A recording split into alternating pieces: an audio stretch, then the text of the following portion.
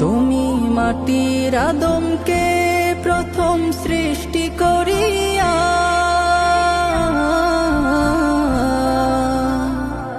তুমি মাটির আদমকে প্রথম সৃষ্টি করিয়া ঘোষণা করিয়া দিলে শ্রেষ্ঠ বলিয়া, তাই নূরের ফেরেশতা করে আদমকে সিজদা, তাই নূরের ফেরেশতা করে আদমকে সিজদা।